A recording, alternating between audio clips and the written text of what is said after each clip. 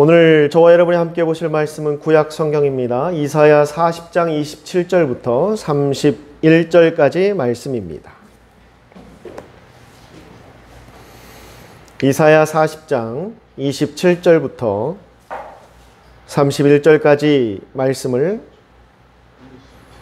저와 여러분이 나눠서 교독하도록 하겠습니다. 제가 27절 말씀부터 먼저 읽겠습니다. 야곱아 어찌하여 내가 말하며 이스라엘아 내가 이르기를 내 길은 여호와께 숨겨졌으며 내 송사는 내 하나님에게서 벗어났다 하느냐.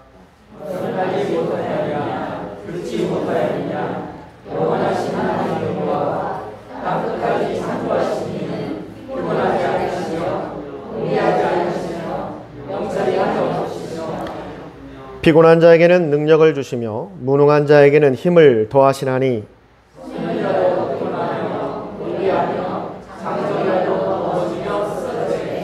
오직 여호와를 앙망하는 자는 새 힘을 얻으리니 독수리가 날개치며 올라감 같을 것이요 다른 박질하여도 곤비하지 아니하겠고 걸어가도 피곤하지 아니하리로다. 아멘.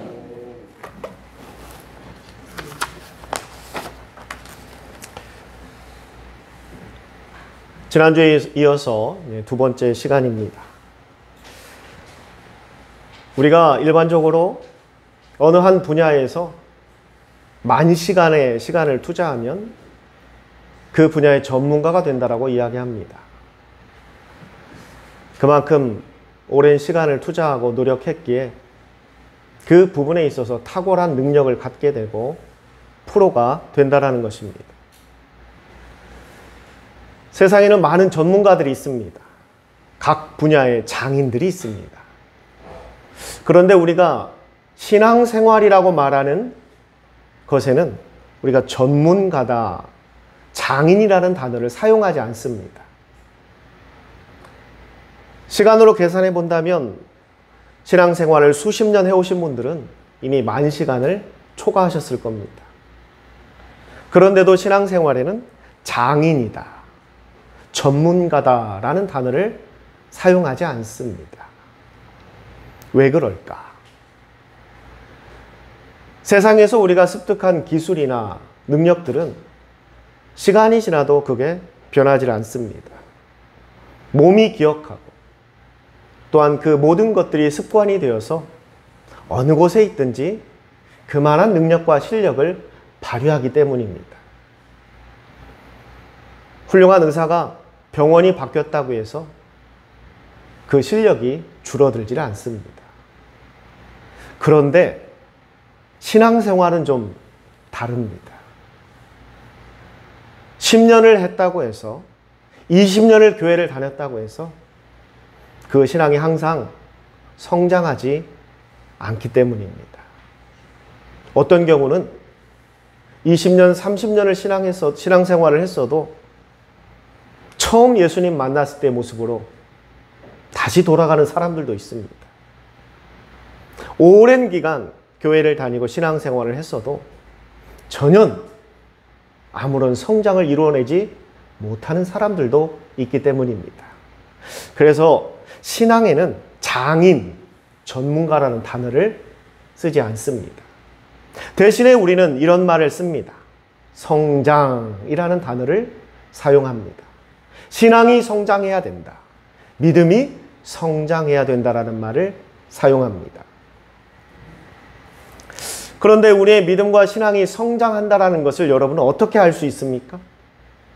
우리가 아이들이 성장한다라는 것은 시각적으로도 판단할 수 있는 기준이 있습니다. 신체적으로 키가 큽니다.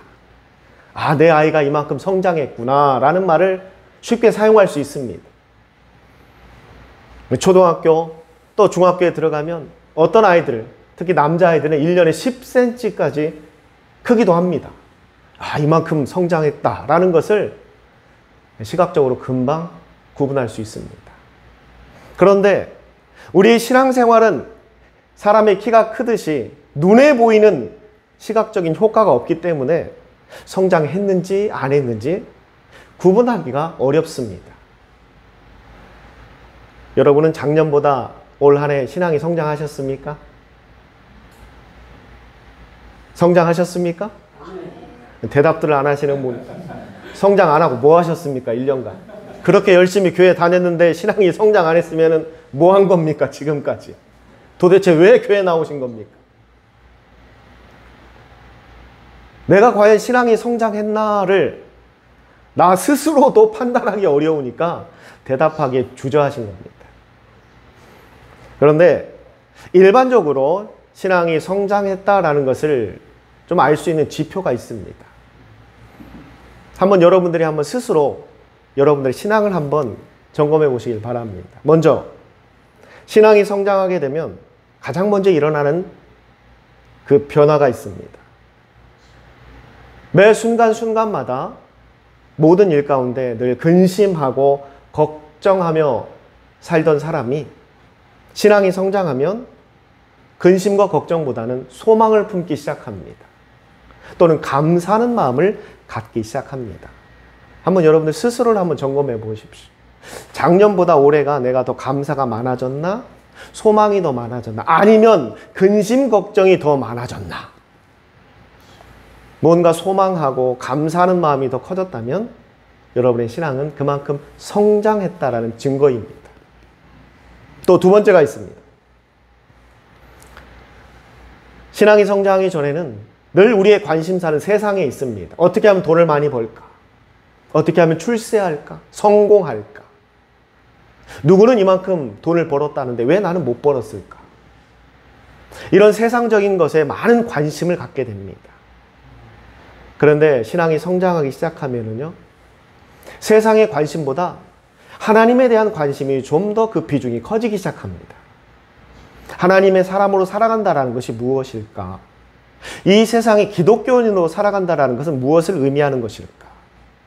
그리스도인의 삶은 무엇을 말하는 것일까?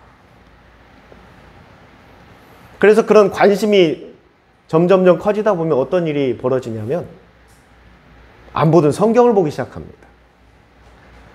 교회를 그렇게 오래 다녔는데도 그냥 목사님 설교 시간에만 펴보는 책이었는데 어느 순간 내가 한 번도 그런 적이 없는데 내 휴식 시간에 성경을 펴서 성경을 읽어보기 시작합니다. 왜? 하나님의 말씀에 관심이 생기기 시작한 거예요. 그렇게 기도합시다 얘기했을 때 관심이 없었는데 어느 순간 기도하는 내 모습을 보기 시작합니다.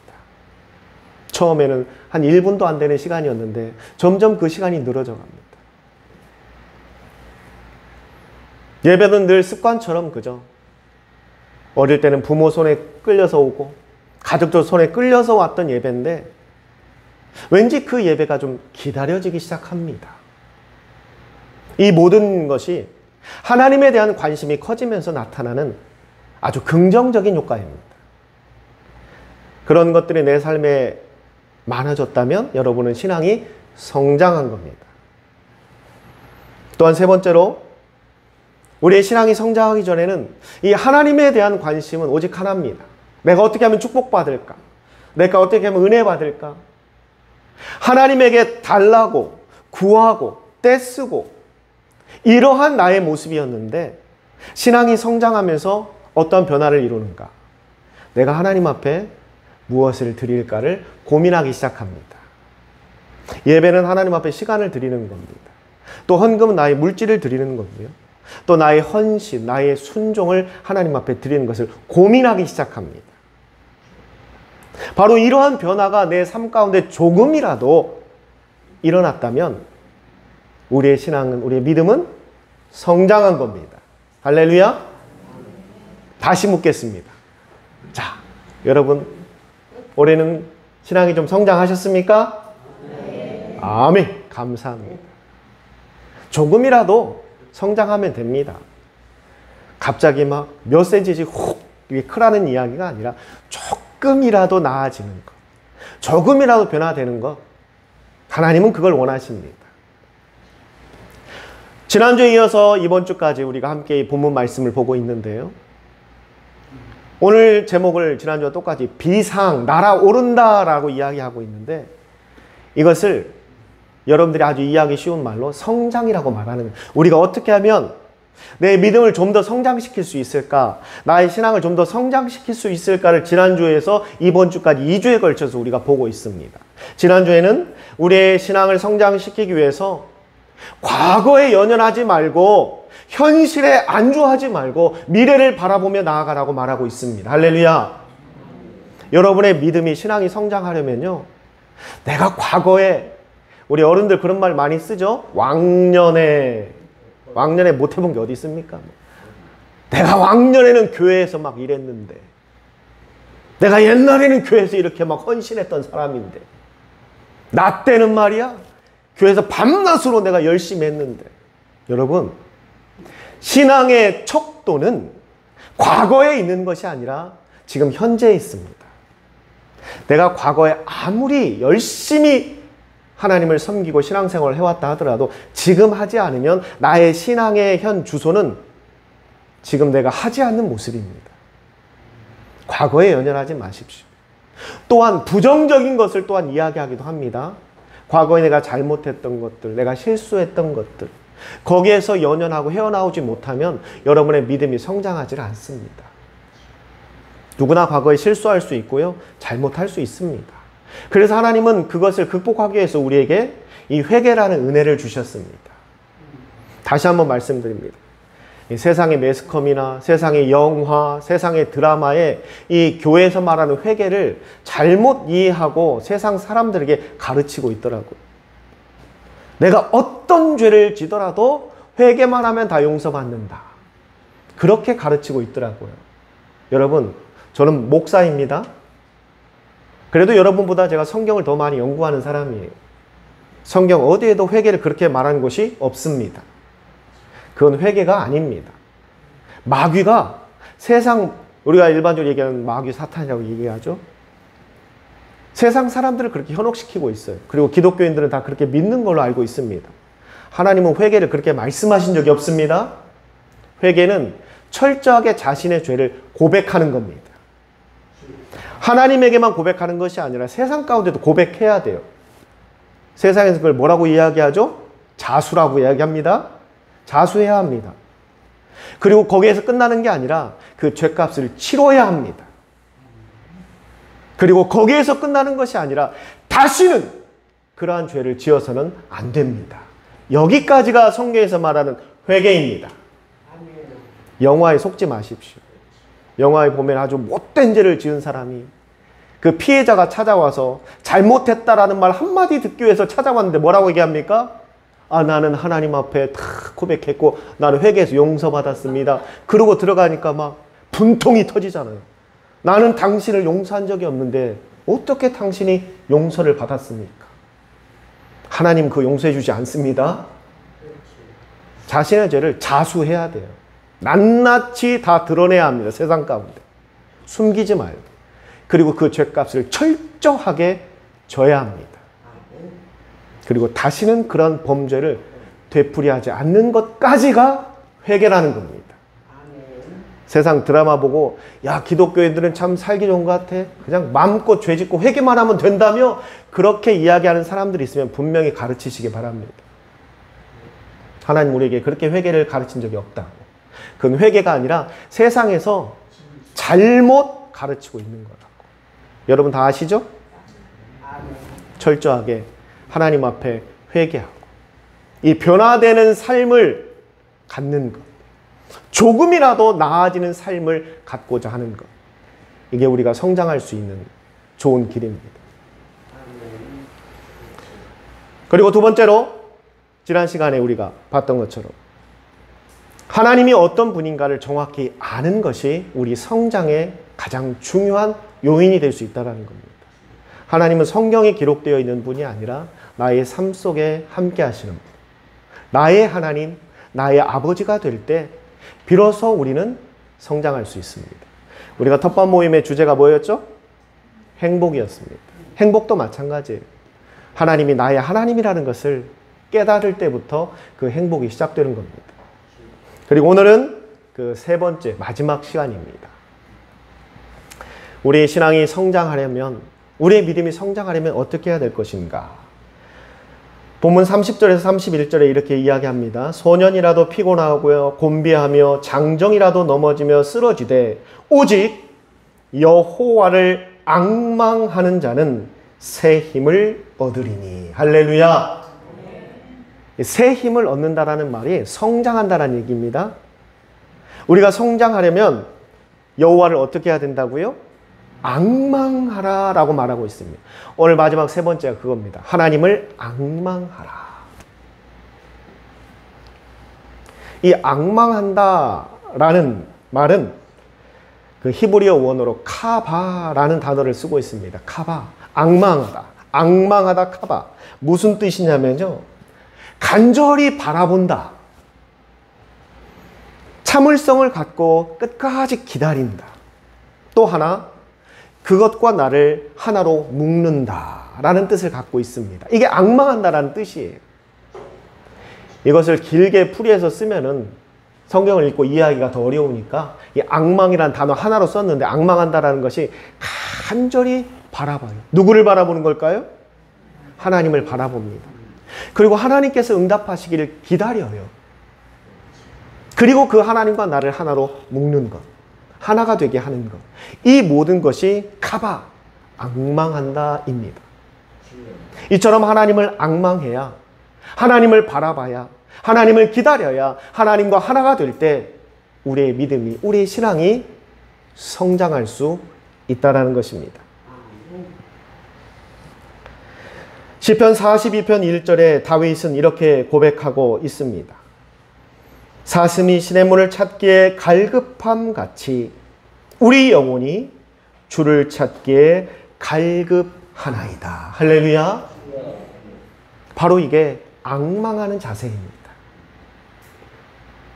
목마른 사슴이 그 시냇물을 찾기 위해서 얼마나 분주하게 돌아다니겠습니까? 갈증을 느끼면서. 그때 시냇물을 찾는 그 기다림, 간절함이 앙망이라는 거예요.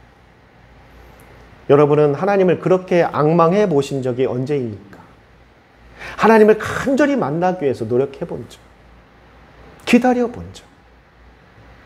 정말 우리의 신앙이 성장하려면요, 이러한 모습들이 자주 나타나야 합니다. 자주 드러나야 돼요. 이 앙망한다라는 것은 꼭 신앙에서만 있는 게 아니라 우리 세상의 삶 속에서도 나타납니다. 내가 무엇인가 이루어지기를 간절히 기다리는 것. 어떤 분들은 그렇더라고요. 뭔가 집을 사기 위해서 또는 뭐 건물을 사기 위해서 계약을 해야 되는데 돈이 부족해요. 그럼 우리가 은행이나 가서 대출을 받습니다. 근데 대출이 가서 신청한다고 다 나오나요? 안 나옵니다. 심사라는 게 있어요. 심사를 통과해야지 대출이 나와요. 그런데 그 은행 창구 직원 얘기합니다. 아, 이 정도 가지고는 좀 어려울 것 같다고. 힘들 것 같습니다. 나는 이 돈이 정말 필요한데. 은행에서는 힘들 것 같다고 이야기해요. 그래도 한번 기다려 봅시다. 제가 한번 노력은 해보겠는데 기대는 하지 마세요. 꼭 은행 직원들은 꼭 그렇게 얘기하더라고요. 기대는 하지 마세요. 왜냐? 안 될 가능성이 크니까 자신들이 빠져나갈 구멍을 만들기 위해서 기대는 하지 말고 그래도 노력을 해보겠습니다. 그때 여러분 집에 돌아가서 어떤 마음으로 기다릴까요? 간절하죠. 제발 되기를. 직원도 안 될 가능성이 크다고 얘기하는데 제발 됐으면 좋겠다. 그런 분들은요, 평상시에 새벽 예배도 안 나오는데 나옵니다. 평상시에 새벽 예배도 안 나오는데 꼭 그때는 나와요. 나와서 체일주에 앉아서 막 늦게까지 기도하고 갑니다. 평상시에 그렇게 기도하라고 해도 안 하는데 그때는 와요, 또 기도하러. 제발 하나님 꼭 대출이 되게 해주세요. 그래야 제가 집을 살 수 있고 할 수 있습니다. 막 간절히 기도하잖아요. 정말 얼마나 열심히 기도하는지 모릅니다. 그 마음이 앙망하는 거예요. 세상에 돈 좀 빌려보겠다고도 그렇게 고민하고 간절한데 하나님을 향한 그 앙망함이 과연 우리에게는 얼마나 있는가. 여러분, 우리의 신앙이 성장하려면 그런 마음이 우리에게 있어야 합니다. 하나님을 정말 만나고자 하는 마음, 하나님을 기다리는 그 마음이 우리에게 있어야 돼요. 그러지 않으면 신앙은 성장하지를 못합니다. 어떤 회사에서 아주 좋은 신차를 개발했습니다. 아주 정말 좋은 옵션을 가진 신차를 개발했어요. 이제 그 자동차 회사 사장부터 모든 임직원들, 연구자들이 다 나와가지고 이제 마지막 이제 끝난 이제 그 자동차를 이제 선보이는 날입니다. 얼마나 기대가 크겠어요. 우리 회사에 사활을 걸고 만드는 신차인데 사장도 탁 앉아서 기다립니다. 연구했던 팀장이 가서 네, 이제 우리 사장님과 직원들에게 새로운 신차를 보여드리겠습니다. 차 문을 탁 열고 들어갔어요. 그 시동을 딱 켜는데 시동이 안 켜져요. 깜짝 놀랍니다. 전부 다. 그 연구원 다시 올라와서 본넷도 열어보고 다 이거 만져보고 아 이제 다시 켜질 겁니다. 걱정하지 마십시오. 또 가서 시동을 켜는데 안 켜져요. 시동이. 큰일 났어요. 큰일 났어요. 지금 사장부터 임원들 다 모여있고 거기에 얼마나 많은 돈을 투자했는데 가장 중요한 차가 시동이 안 켜지네. 난리가 난 겁니다. 난리가. 연구원들이 다 와가지고 다시 막 뜯어보고 뭐가 문제인지 살펴보고 답을 못 찾겠는 거예요. 이게 왜 시동이 안 걸리는지. 왜 시동이 안 걸렸을까요? 네? 정답입니다. 김우수 집사님이 제가 물 좀 먹을 타이밍 좀 얻으려고 문제를 낸 건데 그렇게 빨리 맞춰버리면 제가 물 먹을 시간이 없어서 중간에 지금 이게 성도님들이 너무 똑똑하니까 설교하기 힘들어요. 적당히 못 맞춰줘야지 이게 물도 마시고 좀 기다려보고 그걸 모릅니까도 이렇게 멘트도 날리고 해야 되는데 컵을 드는데 답이 나와버리네. 정답이에요. 기름을 안 넣어서 그래. 기름을 안 넣어서. 기름을 넣어야지 시동이 걸리는데 기름이 안 들어가 있는 거. 왜 제가 이 말씀을 드리느냐. 오늘 우리가 함께 본 이 본문에서도 그 말을 우리에게 지금 하고 있는 겁니다. 과거에 연연하지 말고 미래를 바라보며 나아가는 것, 소망을 품고 나아가는 것, 하나님이 나의 하나님이라는 것을 인정하는 것, 그리고 마지막 오늘 세 번째, 하나님을 간절히 앙망하는 것. 이 모든 것들, 우리가 신앙이 성장하는데 정말 중요한 겁니다. 그런데 여러분, 이 모든 것들은요, 무엇을 이야기하느냐? 한마디로 하드웨어를 이야기하는 것, 몸체를 이야기하는 겁니다. 이 모든 것들이 유기적으로 우리의 신앙을 성장시키기 위해서 우리에게도 연료가 들어가야 됩니다. 그래야 이것이 제대로 움직이기 시작해요. 그 연료가 뭐냐? 바로 성령님이십니다. 오늘 본문에서 말하는 게 그거예요. 우리에게 성령이 임해야 하나님을 앙망하는 마음들, 과거에 연연하지 않고 소망을 품고 나아가는 것, 하나님이 나의 하나님을 인정하며 살아가는 삶이 유지될 수 있다는 거예요. 왜 신앙은 전문가가 없을까요? 왜 신앙에는 장인이 없을까요? 여러분들 신앙생활 한 지 30년, 40년 되신 분도 계시잖아요. 50년이 되신 분들도 계십니다.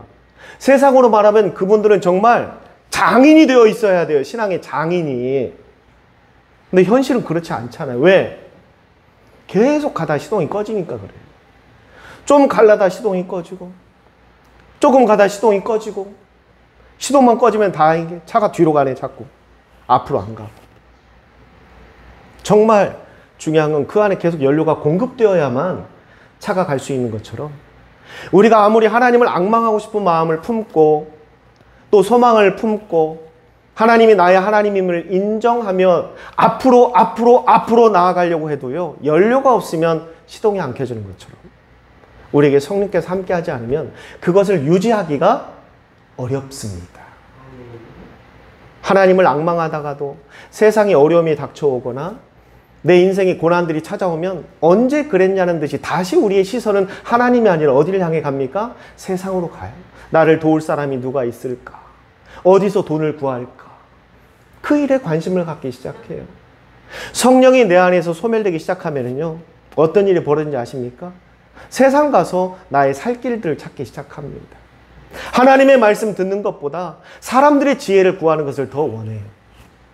그리고 하나님은 다시 나의 하나님에서 그냥 성경에 기록되어 있는 하나님으로 돌아가 버립니다. 이러한 삶이 계속해서 반복되면은요, 나아갈 수가 없어요. 성장할 수가 없는 겁니다. 그럼 마지막으로 우리에게 필요한 게 뭐냐? 바로 이 성령의 충만함이 임해야 한다는 겁니다. 성령은요, 충만할 때도 있고 그렇지 못할 때도 있습니다.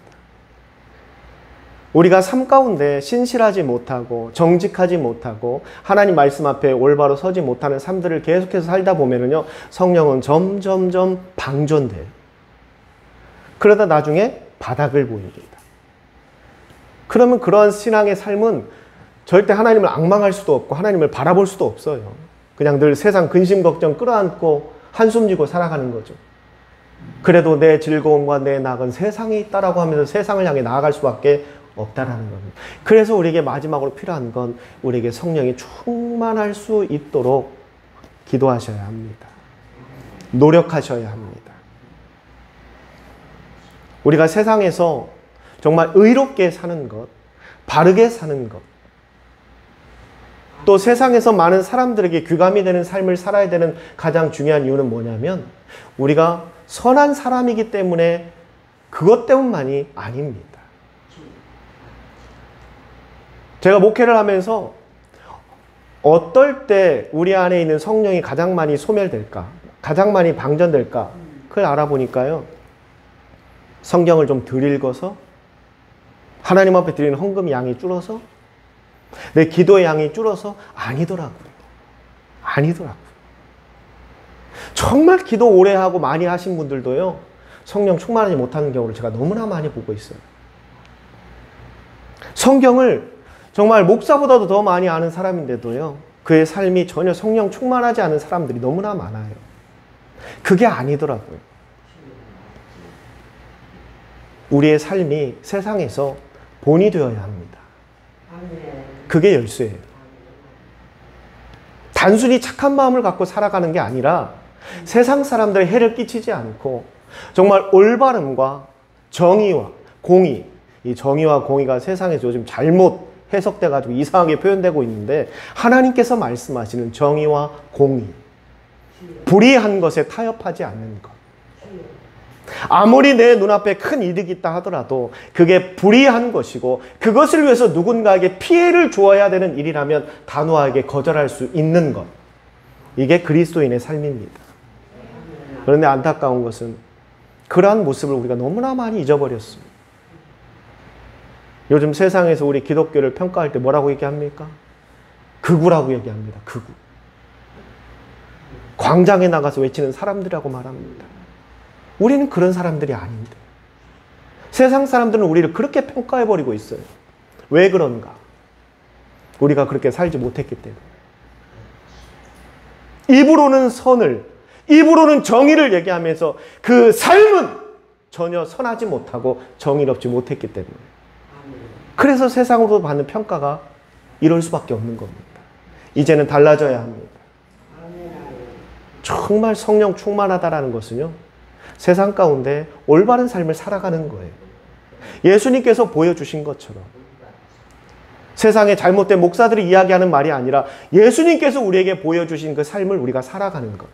약한 자들, 외면받고 있는 자들, 소외된 자들에게 손을 내미셨던 예수님. 가늠하다 현장에서 잡힌 그 여인, 그때 당시 그 유대인들의 법에 따르면 그 자리에서 돌로 쳐서 사형을 시켜야 되는 사람이에요.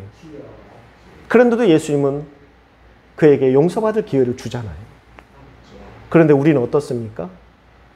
아직 죄가 드러나지도 않았는데도 돌부터 던져버립니다. 죽이라고 얘기합니다. 이건 예수님의 마음이 아니에요.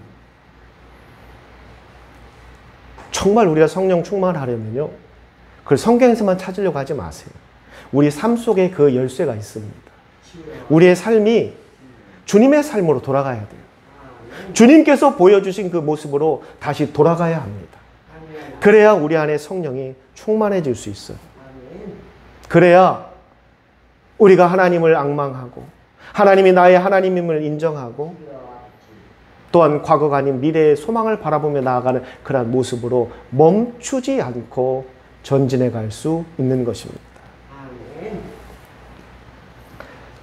사랑하는 성도 여러분, 저는 우리 성도 여러분들이 아름다운 신앙의 성장을 이루어내기를 소망합니다. 목사의 가장 큰 보람은 그거예요. 여러분들이 신앙이 성장해 가는 것을 보는 것이 저의 가장 큰 기쁨이고 보람이고 또한 행복입니다. 아멘. 그러려면 여러분, 우리는 미래를 바라보며 소망을 품고 나아가는 사람이라는 것을 잊지 마시길 바랍니다. 아멘. 하나님이 나의 하나님임을 인정하시기 바랍니다. 아멘. 그리고 하나님을 앙망하십시오. 주여. 그리고 이 모든 것들이 멈춰지지 않도록 우리가 성령 충만할 수 있도록 노력하시길 바랍니다. 아멘. 그러면 이제 여러분도 전문가가 될 수 있고요. 신앙의 장인이 될 수 있습니다.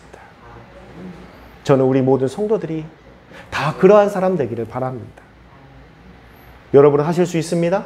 아멘. 하실 수 있습니다? 아멘. 아멘. 우리 한번 오른손 들고 한번 외쳐봅시다. 잘해야 설교 끝납니다.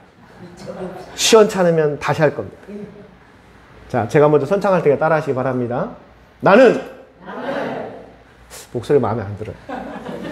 나는 신앙의 장인이 되리라. 아멘. 기도하겠습니다.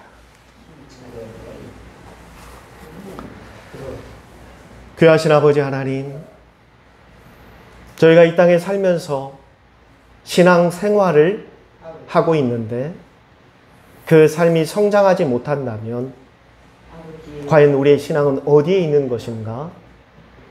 한 번쯤 고민해보는 우리 성도들에게 하여 주시옵소서. 이 많은 시간을 하나님 앞에 드렸다고 말하고 많은 시간을 하나님 앞에 헌신했다고 말하는데 과연 우리의 신앙은 그만큼 성장해 왔는가? 만일 그러지 못했다면 그 이유가 무엇인지를 분명히 오늘 말씀을 통해 깨닫게 하여 주시옵소서. 하나님, 우리는 성장해야 합니다. 멈춰서는 안 됩니다. 그러기에 우리 모든 성도들이 과거에 연연하는 것이 아니라 미래를 바라보고 소망을 품고 나아가는 성도들이 되게 하여 주시고 그저 성경에만 기록되어 있는 하나님이 아니라 나의 하나님으로 인정할 수 있게 해주시고 하나님을 앙망하는 우리 성도들이 되고 무엇보다 저들의 성령이 충만할 수 있게 하여 주시옵소서. 그리하여 멈춰지거나 뒤로 퇴보하는 신앙이 아니라 앞으로 전진해 나아가는 우리 성도들이 되어 하나님께서 말씀하시는 것처럼 독수리가 날개쳐 올라가듯 하늘을 향해 높이 피상하는 우리 양일 침례교의 모든 성도들이 될 수 있도록 인도하여 주시옵소서. 이 모든 것 살아계신 예수님의 이름으로 감사하며 기도드리옵니다. 아멘.